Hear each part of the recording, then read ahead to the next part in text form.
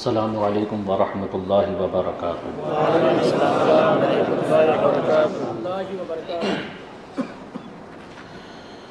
الحمد للہ رب العالمین، والصلاة والسلام علی سید الانبیاء والمرسلین،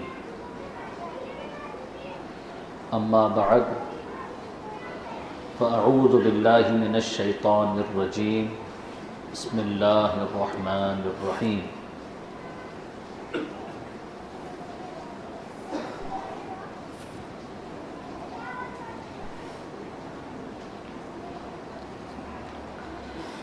اهدنا الصراط المستقیم صراط الذین انعمت علیہم، صدق اللہ العظیم وصدق رسولہ النبی الامین الکریم، ونحن علی ذلک لمن الشاہدین والشاکرین والحمد للہ رب العالمین۔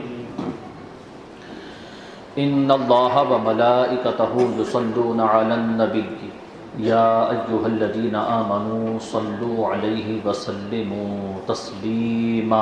اللہم صل وسلم وبارک علی سیدنا محمد وعلی آل سیدنا محمد کما تحب وترضى بأن تصلی علیہ صلاۃ وسلاما علیک یا رسول اللہ صلی اللہ علیہ وسلم۔ تاجدار کائنات، شاہ موجودات، جناب احمد مجتبی محمد مصطفیٰ صلی اللہ تعالی علیہ وآلہ وسلم کا ارشاد پاک ہے، جسے یہ پسند ہو کہ اللہ تبارک و تعالیٰ کی بارگاہ میں پیش ہوتے وقت اللہ تبارک و تعالیٰ اس سے راضی ہو، جسے یہ پسند ہو، جو یہ چاہتا ہو کہ رب کی بارگاہ میں پیش ہوتے وقت رب کریم اس سے راضی ہو، تو حضور صلی اللہ علیہ وسلم فرماتے ہیں کہ پھر اسے چاہیے کہ وہ مجھ پر درود کی کثرت کرے۔ درود کی کثرت، رب کی بارگاہ میں جب پیشی ہوگی تو رب کریم اس شخص سے راضی ہوگا۔ اس لیے چلتے پھرتے اٹھتے بیٹھتے جتنا وقت ملے درود کی کثرت کرے، وقت نہ ملے تو وقت نکال کر کے درود پاک کا ورد کرے۔ دونوں جہاں میں یہ درود ہمیں کام آئے گا۔ رب کریم ہم سب کو کثرت کے ساتھ درود پڑھنے کے توفیق عطا فرمائے۔ اب ایک مرتبہ بلند آواز سے جھوم کر درود پاک کا نذرانہ پیش فرمائے۔ وبارک علی سیدنا محمد وعلی آل سیدنا محمد کما تحب وترضى بأن تصلی علیہ صلاۃ وسلاما علیک یا رسول اللہ صلی اللہ تعالی علیہ وآلہ وسلم۔ جمعہ کے بیان میں جو وقت ہوتا ہے، اس میں اتنی گنجائش تو نہیں ہوتی کہ کسی عنوان پر سیر حاصل گفتگو کی جا سکے۔ حتی الامکان کوشش کی جاتی ہے کہ کم سے کم ایک یا دو باتیں آپ لوگوں تک پہنچائی جا سکے، جس سے قوم کو فائدہ ہو، رہنمائی ہو اور ہدایت کا راستہ چننے میں آسانی پیدا ہو جائے۔ اس لیے میں نے قرآن مقدس کی مشہور آیت مبارکہ جو ہر نماز میں ہم تلاوت کرتے ہیں، اس کو تلاوت کر کے آج کے لیے عنوان بنایا ہے کہ رب کریم نے ہم کو دعا کا طریقہ سکھایا کہ دعا کرو اے اللہ ہمیں سیدھا راستہ چلا۔ راستہ ان کا چلا جن پر تو نے انعام کیا ہے۔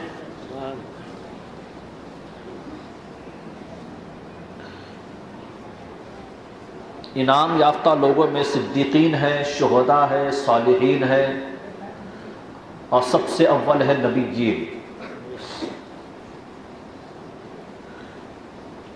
یہ وہ اشخاص ہیں جن کے نقش قدم پر چلنے، جن کو فالو کرنے، جن کی اتباع کرنے کا حکم ہے ہمیں، اور یہی سیدھا راستہ ہے۔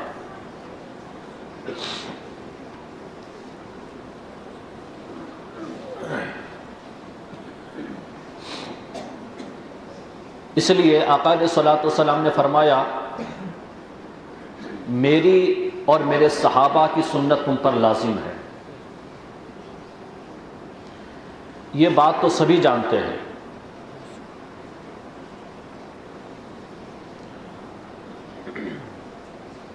اس لیے تمام صحابہ کرام علیہم رضوان ہمارے رہنما ہے۔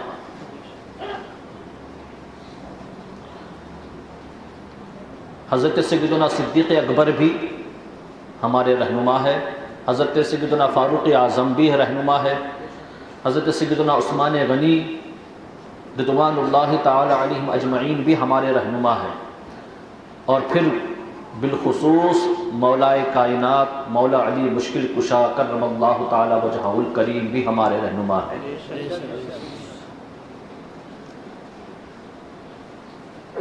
رہنمائی کے لیے اتنی وضاحت آقا علیہ الصلوۃ والسلام نے کر دی۔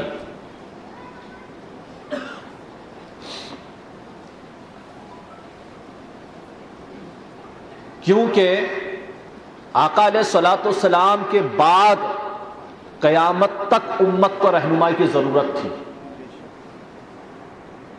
قیامت تک۔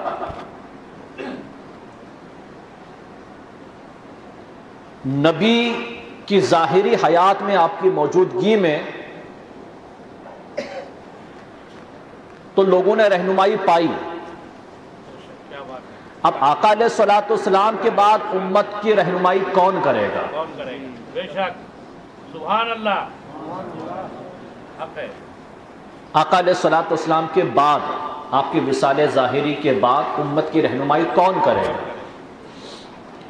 اس لیے آقا علیہ الصلوۃ والسلام نے اس رہنمائی کے لیے ہمارے درمیان پہلے بتایا صحابہ ہے، تو ہم نے صحابہ سے رہنمائی حاصل کی۔ چلیے ہو گئے، صحابہ کا دور بھی کچھ وقت کے بعد ختم ہو جائے گا، نبیین کا دور تو آنا نہیں ہے، نبوت تو ختم ہو گئی۔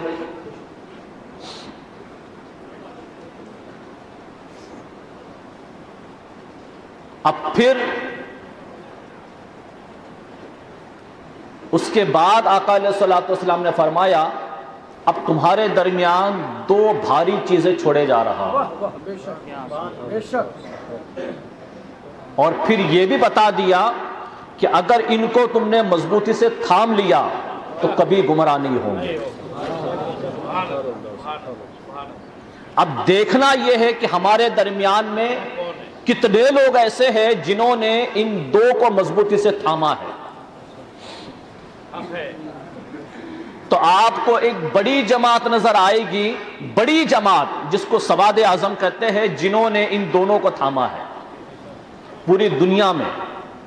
سواد اعظم اہل سنت و جماعت جنہوں نے پوری دنیا میں ان دونوں کو تھاما ہے۔ کون ہے وہ دو بھاری چیزیں؟ کیا ہے؟ ایک قرآن مقدس اور دوسرے ہے اہل بیت۔ یہ بھی رہنمائی فرمائی۔ دیکھیے نبی کو اپنی امت کی کتنی فکر تھی کہ بعد میرے یہ امت گمراہ نہ ہو جائے، اس کے لیے کتنی ساری چیزیں چھوڑی ہے، کتنا بڑا اثاثہ چھوڑا ہے۔ دو چیزیں۔ اب سواد اعظم نے تو تھام لیا ہے، مگر پھر بھی جبکہ یہ حدیث پاک سب کے پاس موجود ہے، مگر ایک جماعت ایسی بھی ہے جنہوں نے اہل بیت کو چھوڑ دیا ہے۔ اور نبی نے کیا فرمایا ہے؟ حدیث پاک ہے، صحیح حدیث ہے۔ آج ہم جو جمع ہے اسی لیے جمع ہے کیونکہ نبی نے تاکید کی ہے اس تذکرے کی، اہل بیت کے تذکرے کی تاکید کی ہے، ان سے محبت کی تاکید فرمائی ہے،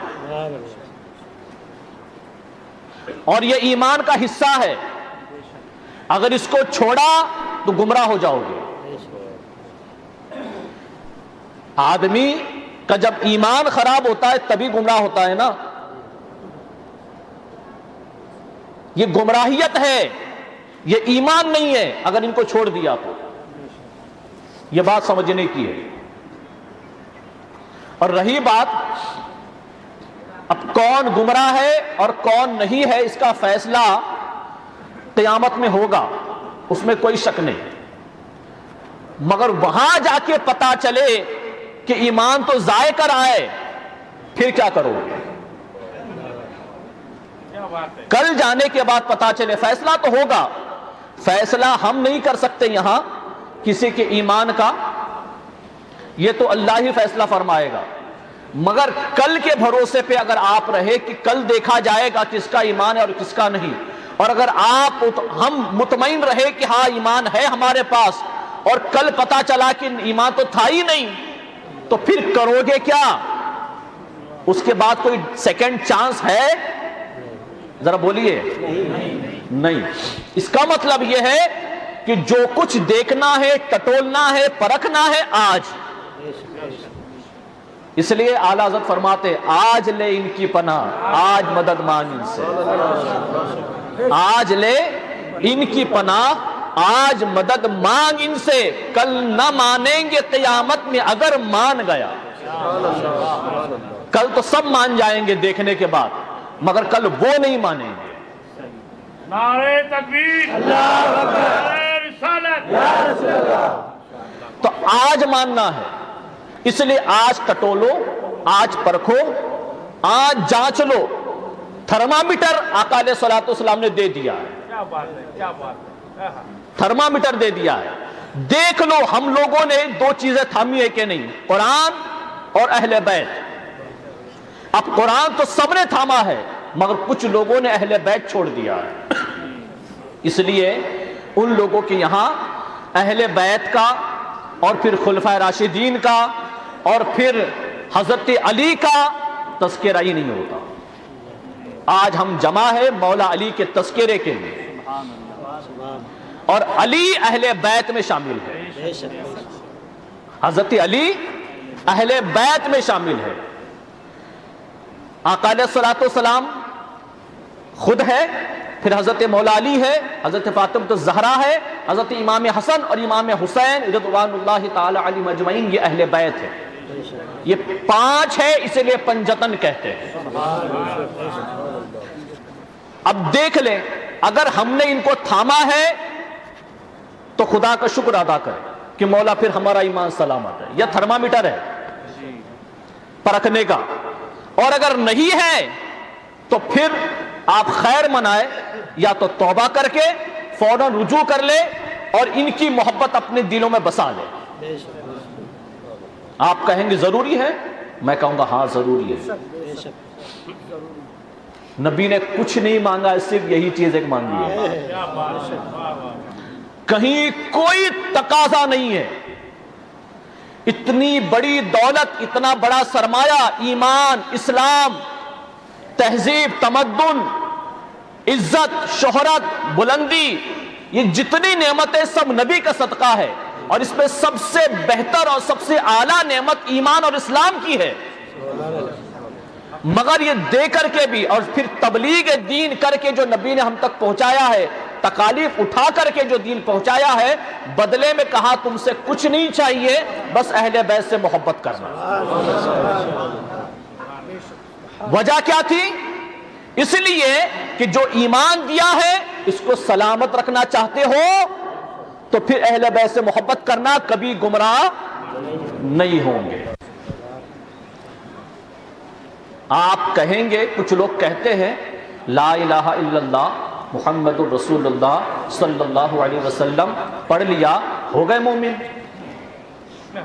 یہ کہتے ہیں لوگ۔ اب میں اس عنوان پر گفتگو نہیں کرنا چاہتا، ورنہ یہ ایک طویل موضوع ہے، مگر یہ بہت ضروری موضوع ہے، کبھی موقع ملے گا تو انشاءاللہ اس پر بھی ہم گفتگو کریں گے۔ اب آپ کو سمجھاتا ہوں، یہ ایمان جو ہے یہ ایمان میں داخلہ ہے. کلمہ پڑھنے کا مطلب کیا ہے؟ بولیے. داخل ہوئے آپ، مومن ہوئے آپ. مگر آپ کو پتہ ہے قرآن کیا کہتا ہے؟ یا ایھا الذین آمنوا آمنوا. کیا کہتا ہے؟ یا ایھا الذین آمنوا آمنوا. اس کا مطلب یہ ہے کہ اے ایمان والو ایمان لاؤ. بتائیے دوسرا ایمان کون سا ہے؟ ایمان والوں سے کہا جا رہا ہے لا الہ الا اللہ محمد الرسول اللہ صلی اللہ علیہ وسلم. اللہ اور اس کے رسول دونوں کو ماننے والوں سے کہا جا رہا ہے ایمان لاؤ. کس پر؟ ایمان والوں سے ہی کہا جاتا ہے. ایمان والوں سے کہا جا رہا ہے ایمان لاؤ. کس پر؟ کیا بات ہے. بتا دیتا ہوں کس پر. نبی جو کہہ دے اس پر ایمان لاؤ. نعرہ تکبیر،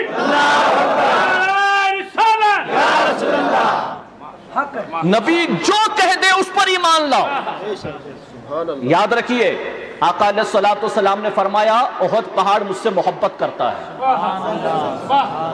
یہ بڑی سند دے دی نبی نے کہ احد پہاڑ کو کہ یہ مجھ سے محبت کرتا ہے، میں بھی اس سے محبت کرتا ہوں. یہ بڑی سند دے دی. اور اب ہمارے لیے بھی ضروری ہے کہ ہم احد پہاڑ سے محبت کریں. ہے پتھر، ہے پہاڑ، کوئی زندہ چیز نہیں ہے، مگر نبی کے قدموں کی برکت سے اس میں بھی حرکت پیدا ہو گئی تھی. وہ بھی جانتا تھا کہ آج مجھ پر، میرے سر پر، آج مجھ پر امام الانبیاء کھڑے ہیں، اس لیے وہ جھومنے لگا. حالانکہ اس نے جو حرکت کی ہے وہ اس کی فطرت کے خلاف ہے. اس کو تو ساکت رہنا ہے، حرکت نہیں کرنی، مگر جھومنے لگا. کیوں؟ کیونکہ اسے پتا ہے آج مجھ پر امام الانبیاء تشریف لائے ہیں. مستی میں اپنے آپ کو سنبھال نہیں پایا، جھومنے لگا. نبی نے ایڑی ماری، فرمایا خاموش ہو جا، ٹھہر جا. آج تجھ پر ایک نبی، ایک صدیق اور 2 شہید موجود ہے. ماشاءاللہ ماشاءاللہ. ابھی شہید نہیں ہوئے تھے، ہونے والے تھے. یہ علم غیب ہے نبی کا احد پہاڑ پر. تو میں یہ کہنا چاہتا ہوں اب ہمارے لیے لازم ہے، واجب ہے احد پہاڑ سے محبت کرے. جبکہ نبی نے صرف یہ کہا ہے کہ میں احد سے محبت کرتا ہوں اور احد مجھ سے محبت کرتا ہے. آگے نبی نے یہ نہیں فرمایا کہ تم بھی احد سے محبت کرو. اگر یہ نہیں فرمایا تب بھی محبت لازم ہے، واجب ہے. مگر حضرت علی کے لیے نبی نے فرمایا میں علی سے محبت کرتا ہوں، تم بھی محبت کرو. اور فرمایا علی تم سب کے مولا ہے، جس کا میں مولا ہوں ہر اس کا علی مولا ہے. نعرہ تکبیر. اب احد سے بھی محبت ہے، مگر علی تو خاندان ہے. میں نے کہا رہنمائی جہاں تک نبی نے کی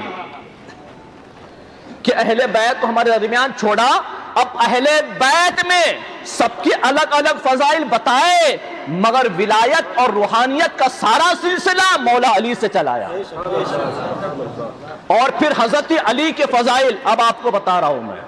حضرت علی کے فضائل آقا علیہ الصلوۃ والسلام نے تمام صحابہ کرام میں سب سے زیادہ بیان فرمائے.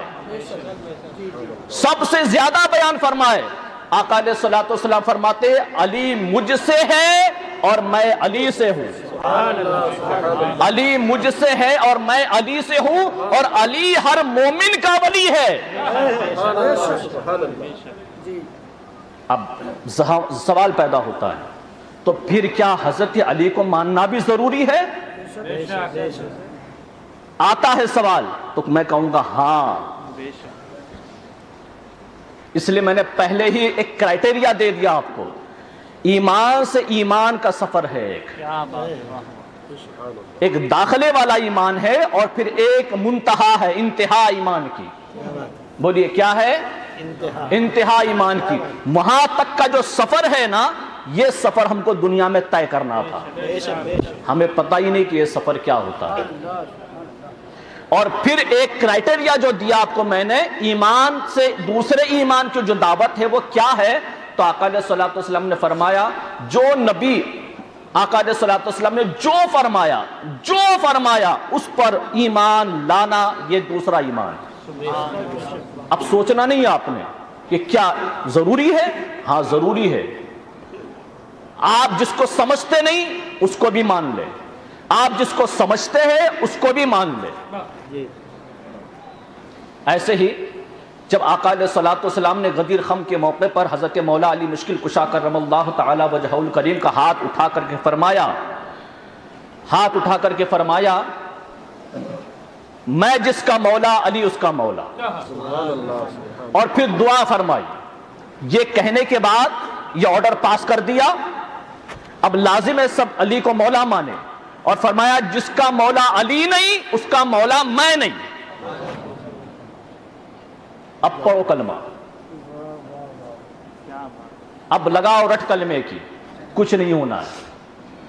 جس کا مولا علی نہیں میں بھی اس کا مولا نہیں۔ ہاں یہ حدیث پاک ہے۔ تو اگر حضرت علی کو مولا نہیں مانا تو آپ کا نبی کو ماننا بیکار ہے۔ یہ بات سمجھا رہا ہوں میں آپ کو۔ اب بتائیے ایک بڑی جماعت جانتی ہی نہیں کہ یہ ضروری ہے، جانتی ہی نہیں کہ یہ ضروری ہے، ان کو لگتا ہے کہ بس اللہ رسول کافی ہے اور کچھ نہیں، تو نہیں، ایسا نہیں ہے۔ میں نے کہا نا نبی جس کے لیے کہہ دے اور جو کہہ دے اس پر ایمان لانا ضروری ہے۔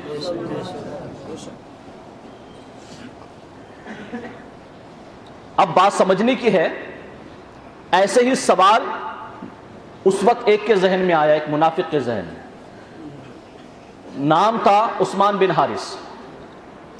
جیسے یہ خبر سنی، اب خبر تیزی سے پھیلی، کیونکہ آقا علیہ الصلوۃ والسلام نے باقاعدہ خطبہ ارشاد فرمایا، اور یہ ارشاد فرما کر کے کیا میں تمہاری جانوں سے زیادہ قریب نہیں ہوں؟ پہلے اپنی بات کی۔ تمام صحابہ نے کہا بالکل، کیوں نہیں، بے شک آپ ہماری جانوں سے زیادہ قریب ہے۔ تو کہا اگر میں تمہاری جانوں سے زیادہ قریب ہوں تو پھر سن لو، علی میں جس کا مولا علی اس کا مولا۔ اس کے بعد یہ بات ارشاد فرمائی، تو جس نے مجھے اپنی جانوں سے قریب جانا ہے، مانا ہے، وہ علی کو مولا مان لے، وہ علی کو مولا مان لے۔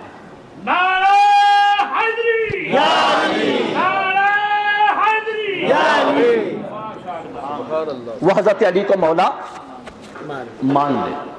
یہ خبر بہت تیزی سے پھیلی کہ آقا علیہ الصلوۃ والسلام نے اپنے چچا کے بیٹے کو سب کا مولا بنایا، مگر ماننے والی بھی تھے۔ حضرت سیدنا صدیق اکبر آئے، حضرت عمر فاروق آئے، اور مولا علی مشکل کشا رضی اللہ تعالیٰ عنہ سے ملاقات کی، آپ سے مصافحہ کیا، کہا اے میرے مولا، اے ہم سب کے مولا، اے میرے مولا اور اے تمام مومنوں کے مولا، قبول کر لیا۔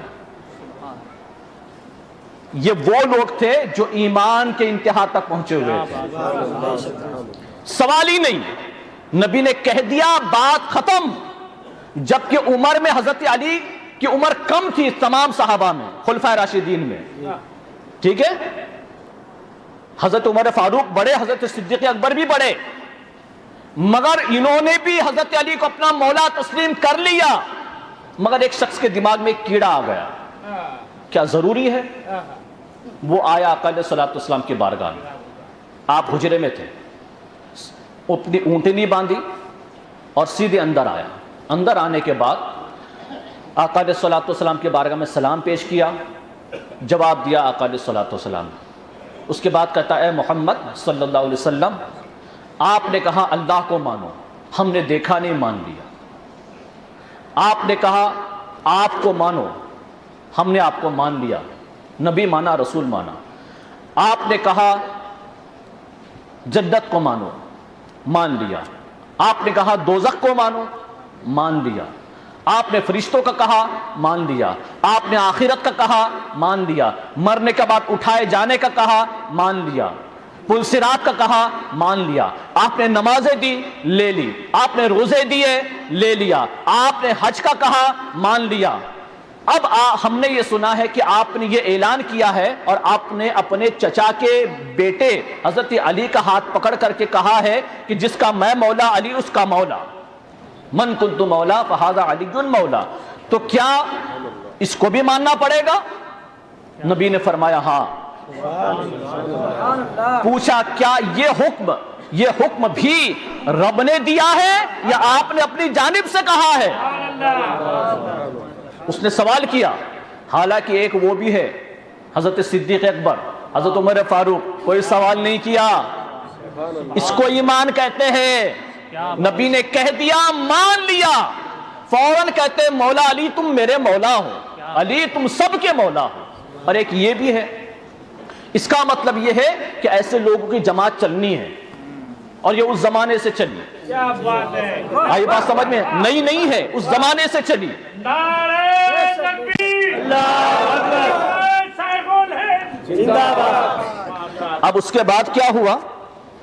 کیا یہ حکم آپ کے رب کا ہے یا یہ آپ کی طرف سے ہے؟ آقا علیہ الصلوۃ والسلام نے فرمایا یہ میرے رب کا حکم ہے، یہ میرے رب کا حکم ہے۔ تو اس نے کہا اچھا، اور پلٹ کر کے جاتے جاتے کہتا ہے اگر یہ بات سچ ہے جو محمد نے کہی ہے، اگر یہ بات سچ ہے جو محمد صلی اللہ علیہ وسلم نے کہی ہے تو مجھ پر آسمان سے پتھروں کی بارش ہو، عذاب آئے۔ اس کا مطلب اس نے نہیں مانا۔ بات سمجھ میں آئی؟ اور یہ جملے کہا، قرآن میں آیت پاک موجود ہے، کسی نے اس کے بارے میں تفسیر پوچھی تو یہ واقعہ بیان کیا گیا، سأل سائل بعذاب واقع، سائل نے سوال کیا عذاب کا جو واقع ہو جائے، سائل نے سوال کیا عذاب کا، عذاب مانگا۔ اتنا کہنا تھا، کیا اس نے یہ کہا کہ اگر جو بات محمد نے کہی ہے یہ سچ ہے تو مجھ پر آسمان سے پتھر برسے، عذاب آئے؟ اتنا کہنا تھا، حجرے سے باہر نکلا، اپنی اونٹنی تک نہیں پہنچ پایا، آسمان سے ایک پتھر گرا سر پر، دبر سے باہر نکل گیا، ہلاک ہو گیا۔ یہ علی ہے، یہ علی ہے کہ کوئی انکار کر دے تو یہ نتیجہ ہوتا ہے۔ تو کہیں گے آپ کہ ماننا ضروری تھی؟ ہاں ماننا ضروری ہے بزرگوں اور دوستوں، اور کیسا ماننا ضروری پتہ ہے؟ سرکار کی حدیث پاک سنیے، آقا علیہ الصلوۃ والسلام سے حضرت علی کی کوئی شکایت کرتا تو سرکار چہرہ پھیر لیتے، شکایت سننا تک پسند نہیں فرماتے۔ آپ کہیں گے ایسا کیوں؟ وہ وجہ بھی سن لیں۔ ایک مرتبہ سفر میں ایسا ہوا، یمن کے سفر میں حضرت علی رضی اللہ تعالیٰ عنہ کے ساتھ حضرت عمرو بن شاس اسلمی رضی اللہ تعالیٰ عنہ تھے، یمن کے سفر پہ روانہ تھے۔ سفر میں حضرت علی رضی اللہ تعالیٰ عنہ نے شاید کچھ شدت کی، چونکہ آپ شریعت کے پابند ہیں، آپ عدل و انصاف کے امام ہیں، تو آپ نے شاید کسی معاملے میں کوئی شدت کی، وہ ان کو پسند نہیں آئی۔ یمن کی مسجد میں پہنچنے کے بعد انہوں نے مسجد میں حضرت علی رضی اللہ تعالیٰ عنہ کی شکایت کر دی، شکوہ کرنا شروع کر دیا۔ یہ خبر آقا علیہ الصلوۃ والسلام تک پہنچ گئی۔ میں علی سمجھا رہا ہوں آپ کو، میں حضرت علی سمجھا رہا ہوں، یہ خبر پہنچی نبی تک۔ جب یہ خبر پہنچی، حضرت عمرو رضی اللہ تعالیٰ عنہ فرماتے پھر ایک مرتبہ جب نبی کی بارگاہ میں میری حاضری ہوئی، میں نے سلام کیا تو آقا علیہ الصلوۃ والسلام نے بڑی گہری نگاہ مجھ پر ڈالی اور چہرے پر جلال تھا۔ جب میں قریب گیا تو آقا علیہ الصلوۃ والسلام نے یہ الفاظ ہے ارشاد فرمائے، آپ نے ارشاد فرمایا عمرو تم نے مجھے اذیت پہنچائی۔ کیا فرمایا؟ تم نے مجھے اذیت پہنچائی۔ پوچھا یا رسول اللہ میں نے کیا کیا، میں آپ کو کیوں اذیت پہنچاؤں؟ اور یاد رکھیے جو نبی کو اذیت پہنچائے اس پر اللہ اس کے رسول کی لعنت ہے۔ تو میں نے کہاں آپ کو اذیت پہنچائی؟ تو آقا علیہ الصلوۃ والسلام نے فرمایا تم نے علی کی شکایت نہیں کی؟ کیا بات، تو نبی نے علی کی شکایت بھی سننا پسند نہیں کیا۔ وجہ کیا؟ وجہ بتاتا ہوں آپ کو۔ اب اس کے بعد نعرہ حیدری کہنے میں ہچکچاہٹ نہیں ہونی چاہیے، کیونکہ علی ہمارا ایمان ہے۔ آئی بات سمجھ میں؟ تو پھر کیا ہوا، کیوں یہ بات بتا رہا ہوں میں، کیوں نہیں شکایت پسند کی؟ وہ اس لیے کہ آقا علیہ الصلوۃ والسلام اگر یہ بھی فرما دے نا، حدیث بعد میں سناؤں گا، آقا علیہ السلام، تاکہ حدیث آپ کو سمجھ میں آ جائے، میں ایک پہلے بات سمجھاتا ہوں۔ آقا علیہ الصلوۃ والسلام اگر یہ بھی فرما دیتے نا کہ علی حق کے ساتھ ہے تو بہت بڑی سند ہو جاتی ہے۔ بولیے ہوتی نہیں ہوتی؟ علی حق کے ساتھ ہے تو بہت بڑی سند ہو جاتی، مگر نبی نے یہ نہیں کہا۔ نبی نے کیا کہا؟ یہ سنیے، نبی نے یہ نہیں کہا کہ علی حق کے ساتھ ہے، بلکہ کہا علی جہاں ہے وہاں حق ہے۔ سبحان اللہ، سبحان اللہ، نعرہ تکبیر، نعرہ رسالت، نعرہ حیدری۔ فرمایا علی جہاں ہے وہاں حق ہے۔ سبحان اللہ، سبحان اللہ، اب سوچئے علی کیا ہے۔ سبحان اللہ۔ اب رہی بات وہ واقعات جو آپ ہمیشہ سنتے رہتے ہیں، وہ بہت ہے، میں کہاں کہاں سے کیا کیا شروع کروں، اور وہ تو آپ سنتے ہی رہتے ہیں۔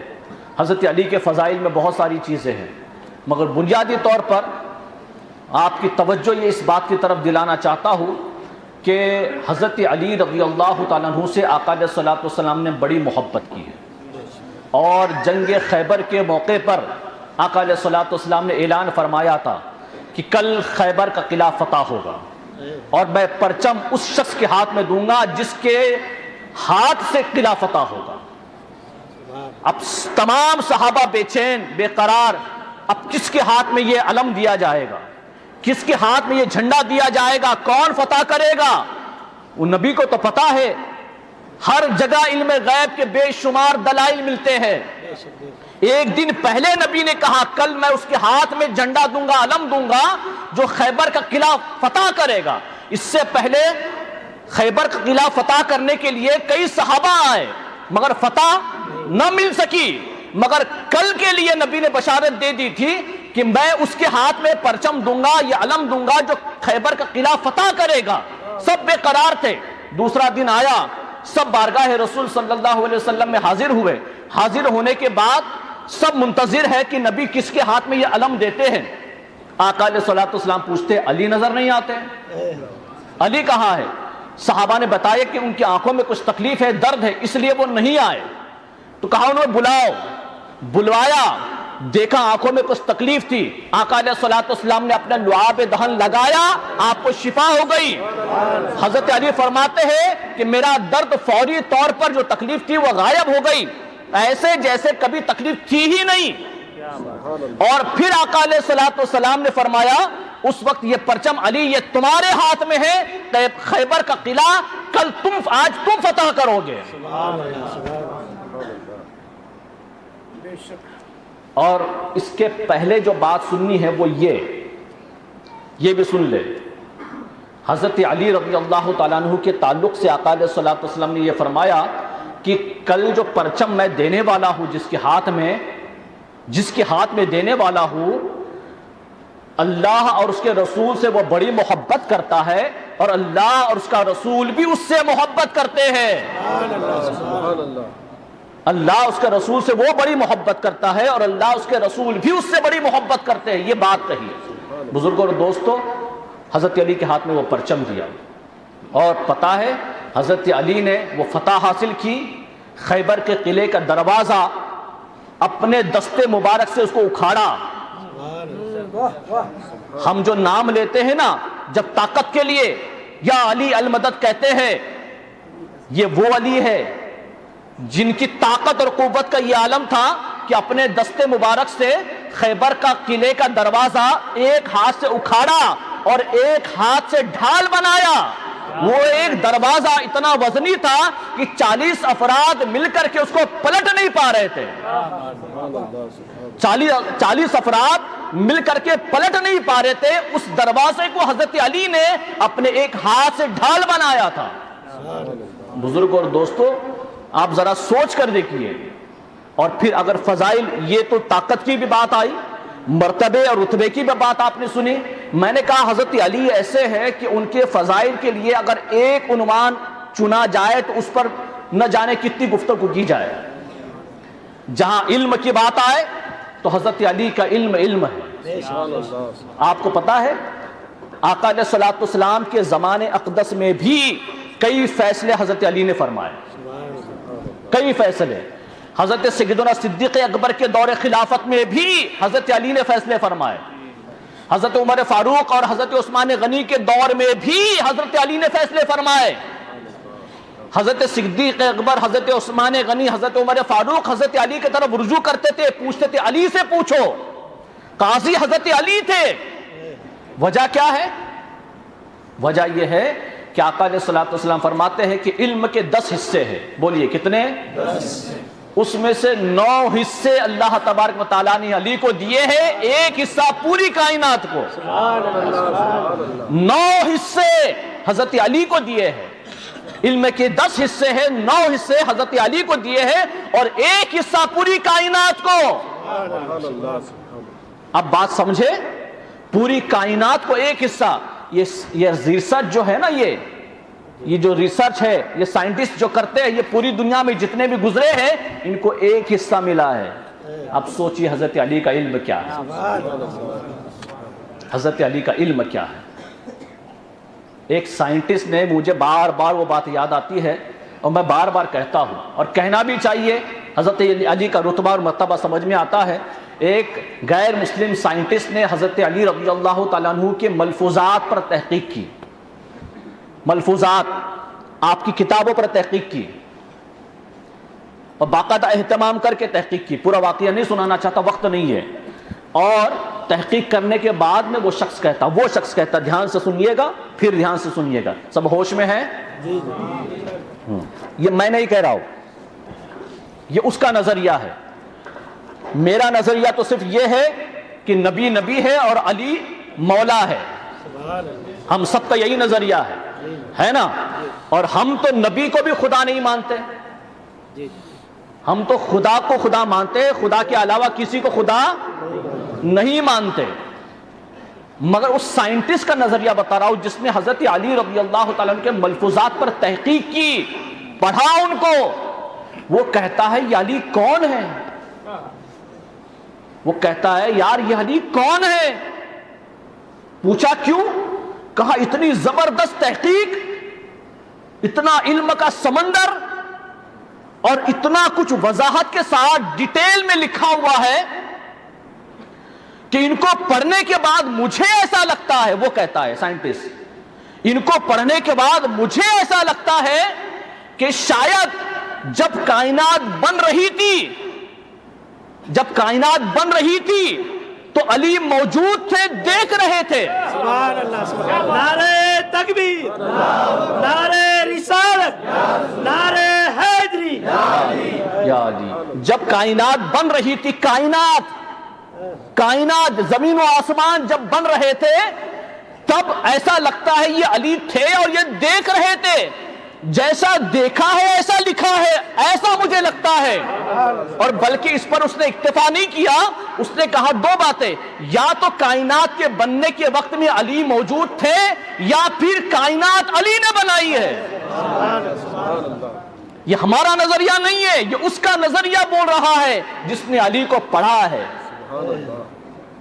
غیر مسلم سائنٹسٹ ہے، وہ کہتا ہے یا تو کائنات کے بنتے وقت علی موجود تھے، دیکھ رہے تھے، یا پھر کائنات ہی انہوں نے بنائی ہے، یا پھر یہی خدا ہے. یہ ہمارا نظریہ نہیں ہے. پھر کھل کے کہہ رہا ہوں، ہم نہیں مانتے، ہم نبی کو بھی خدا نہیں مانتے، مگر اس کا ریسرچ یہ ہے. اب سوچئے علی تو باب العلم ہے، دروازہ ہے علم کا. علم کا شہر تو نبی ہے. اب علی کا علم ایسا تو نبی کا علم کیسا. دنیا اللہ اکبر. دنیا علی کے علم پر حیران ہے. علی کو پڑھے تو یہ حال ہے لوگوں کا، اب نبی کو پڑھ لے تو پتہ نہیں کیا ہوگا. ایسا لگتا ہے نبی نے، جیسا مثال دیتے ہیں صوفیاء کرام، ایسا لگتا ہے جیسے ایک چڑیا اپنے بچے کے منہ میں دانا لا لا کر ڈالتی ہے نا، ایسے نبی نے علم علی کے سینے میں اونڈیلا ہے، ایسا لگتا ہے، ایسا اونڈیلا ہے۔ اب ذرا سوچ کر دیکھیے، علی کا یہ عالم ہے تو نبی کا عالم کیا ہوگا؟ بزرگوں اور دوستوں، بڑا رتبہ مرتبہ ہے حضرت علی کا، بڑے فضائل ہے، بہت ساری احادیث مبارکہ ہے، آپ سنتے رہیں گے، سنتے چلے آئیں گے، مگر اتنا سننے کے باوجود اگر ہمارے دلوں میں حضرت علی کی محبت نہ بڑھے تو پھر اس تذکرے کا فائدہ کیا؟ علی کا چہرہ دیکھنا بھی عبادت ہے، علی کا ذکر بھی عبادت ہے۔ عبادت تو بہرحال ہو گئی، محبت ہے اور محبت کرنی ہے، ان کو مولا ماننا ہے، مولا ماننا ہے، اپنا سردار، اپنا قائد۔ بولیے علی کس کے قائد ہے؟ اب آپ نے سب نے ہاتھ اٹھائے ہیں، اپنے دل سے بھی پوچھ لو ایک بار، کیا علی ہم سب کے قائد اور مولا ہے؟ پھر آپ نے بے شک کہہ کے جواب دیا۔ اب ذرا محاسبہ کر لو، حضرت علی کی پوری زندگی دین کی خاطر صرف ہوئی ہے، ہماری اب محاسبہ کر لیں، ہماری ان کا جینا مرنا اللہ رسول کے لیے، ہمارا کس کے لیے؟ ایک حدیث پاک ہے، سن لیجئے، ایمان کی حقیقت کو وہ شخص ہرگز نہیں پا سکتا، ایمان کی حقیقت کو، کس کی؟ ایمان کی حقیقت کو وہ ہرگز نہیں پا سکتا، ہرگز نہیں پا سکتا، جب تک، کب تک؟ ایمان کی حقیقت سمجھنی ہے، جب تک کہ وہ کسی سے دشمنی بھی اللہ کے لیے کرے اور دوستی بھی اللہ کے لیے کرے، جب تک یہ نہیں کرتا ایمان کی حقیقت کو، بولیے، نہیں پا سکتا۔ اب حضرت علی نے ایمان کی حقیقت کو پائی ہے، پائی ایمان کی حقیقت۔ کیسے؟ جنگ کا موقع ہے، کفار سے لڑ رہے، مقابلہ کر رہے، اس کو زیر کر دیا، تلوار گلے پر رکھی، کاٹنے ہی والے تھے کہ اس کافر نے حضرت علی کے چہرے پر تھوک دیا، جیسے ہی اس نے تھوکا حضرت علی نے تلوار ہٹا دی۔ پوری زندگی جنگ کی ہے، ہر غزوے میں، ہر جنگ میں شریک رہے، مگر جب کفار کو قتل کرنے کا موقع آیا، تلوار اب چلانی تھی، اس نے چہرے پر تھوک دیا تو تلوار ہٹا دی۔ کافر حیران، پوچھتا علی کیا ہوا؟ چانس ملا تمہیں، موقع ملا تمہیں، اب ایک وار کر دیتے میرا گلا کٹ جاتا، تم نے چھوڑا کیوں؟ کہا میں گھر سے نکلا تھا اللہ کے لیے، میں نے جنگ کی اللہ کے لیے، تمہیں پچھاڑا اللہ کے لیے، تمہیں قتل بھی کرنے والا تھا اللہ کے لیے، مگر جب تم نے میرے چہرے پر تھوک دیا تو میرا نفس غالب آ گیا، مجھے غصہ آیا، کہا سب کچھ اللہ کے لیے کیا ہے، اب نفس کے لیے کیوں کروں؟ چھوڑ دیا، ہٹ گیا بازو میں۔ کافر کہتا ہے یہ ایمان ہے؟ کہا اگر یہی ایمان اور یہ اسلام ہے تو لاؤ مجھے کلمہ پڑھا دو، داخل اسلام کر دو۔ دیکھا علی کا ایمان۔ ہمارا مولا ہمارا ایسا ہے، ہماری ساری دشمنی نفس کے لیے، آپس میں ہمارے بھائی میں جھگڑے نفس کے لیے، پراپرٹی کے جھگڑے نفس کے لیے، بھائی تھوڑا سا دھکا لگ جائے تو ہمارا غصہ اور ہمارا نفس ابھرتا ہے، ہم ایک دوسرے کو کاٹنے اور مارنے دوڑتے ہیں۔ اللہ کے لیے ہم نے کیا کیا ہے؟ پوچھو، اپنے دل سے پوچھو۔ اگر یہ دل مولا علی کا ہے تو پھر کردار میں وہ ہونا چاہیے تھا، کردار میں وہ ہونا چاہیے تھا کہ زندگی اللہ رسول کے لیے، دین کے خاطر حضرت علی نے زندگی قربان کرتی، پوری زندگی شہادت بھی مصلی پر پائی، ایسا نمازوں کا اہتمام کیا ہے۔ ہم مولا علی کے ماننے والے بے نمازی کیسے ہو سکتے ہیں؟ حضرت علی کی نماز ہے، ہماری نماز کی طرح بھی نہیں، نماز وہی ہے، اسی کو نماز کہتے ہیں۔ تیر لگا ہوا تھا، صحابہ کوشش کر رہے تھے نکالنے کی، بہت شدت سے تکلیف ہو رہی تھی، درد ہو رہا تھا، حضرت علی نے منع کر دیا، رہنے دو، روک دیا۔ صحابہ نے کہا رک جاؤ، ان کو نماز کے لیے کھڑے ہونے دو، نماز کے لیے کھڑے ہونے دو، تیر نکالنا ہے کہتے ہیں نماز کے لیے کھڑے ہونے دو۔ حضرت علی نماز کے لیے کھڑے ہوئے، جیسے ہی نماز کے لیے کھڑے ہوئے صحابہ نے تیر کھینچ لیا، نماز مکمل ہو گئی۔ حضرت علی پوچھتے تیر کہاں ہے؟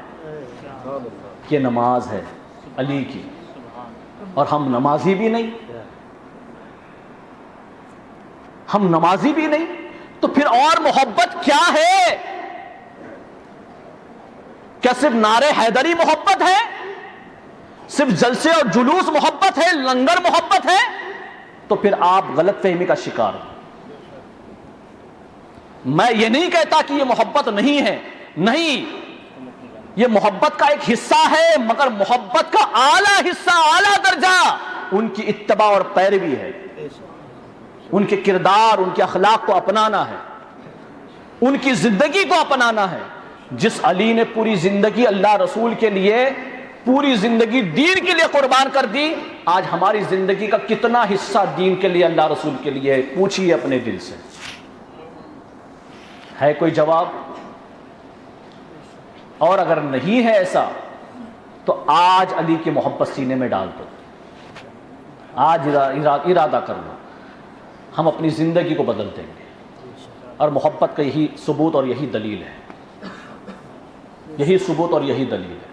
میں کیا کیا کہوں، آگے بہت کچھ ہے کہنے کو، وقت اجازت نہیں دے رہا ہے، ورنہ آپ کو یہ بھی بتاتا کہ حضرت علی کا معاملہ کیا تھا، یہ بھی بتاتا آپ کو۔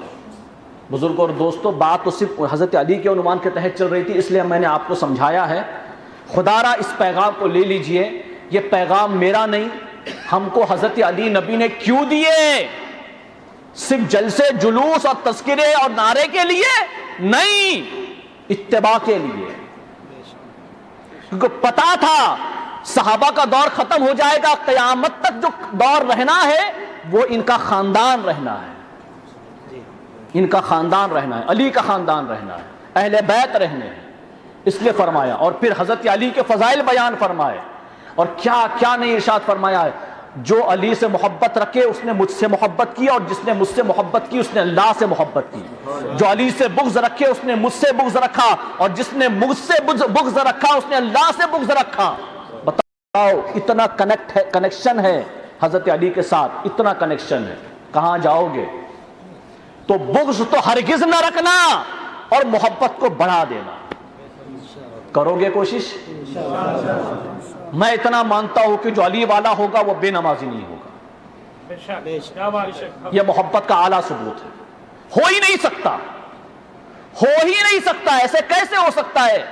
بھئی آپ جس کو فالو کر رہے ہو، جس کو مان رہے ہو، آپ مانتے ہو حضرت علی حق پر ہے؟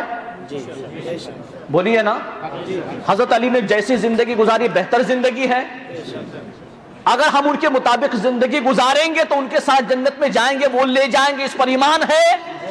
پھر انتظار کس چیز کا ہے؟ پھر کیوں حضرت علی کو چھوڑا؟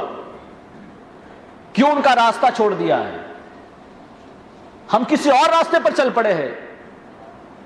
یہ بے نمازی، یہ بے دینی، یہ لا دینی، یہ عریانیت، یہ فحاشی، یہ نفرت، یہ عداوت، یہ دشمنی اپنی ذات کے لیے، اپنے نفس کے لیے، یہ سب حضرت علی کے نقش قدم پر چلنے والوں کی نہیں ہے۔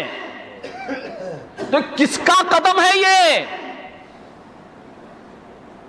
علی تو ولی بناتے ہیں، علی تو ولی بناتے ہیں، ولایت حضرت علی سے ہے۔ یہ بات میں سمجھانا چاہ رہا ہوں۔ پھر ہم کس کے فالوور ہیں کہ علی کا نام لیتے ہیں نمازی نہ بن سکے؟ پوچھئے اپنے دل سے، جواب ملے گا، کچھ تو گڑبڑ ہے۔ ہاں، مگر اتنا اطمینان رکھو کہ سینے میں علی کی محبت ہے، بس اس چراغ کو بجھنے مت دو۔ بس اتنا ایک پیغام حضرت علی کے وسیلے سے میں نے آپ کے حوالے کر دیا۔ رب کی بارگاہ میں دعا ہے کہ رب کریم ہمیں حضرت علی کا صدقہ عطا فرمائے۔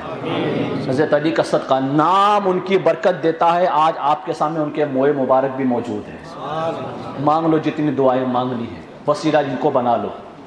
نام طاقت دیتا ہے، نام رب کریم ہم سب کو حضرت علی کا صدقہ عطا فرمائے. وما علینا الا البلاغ.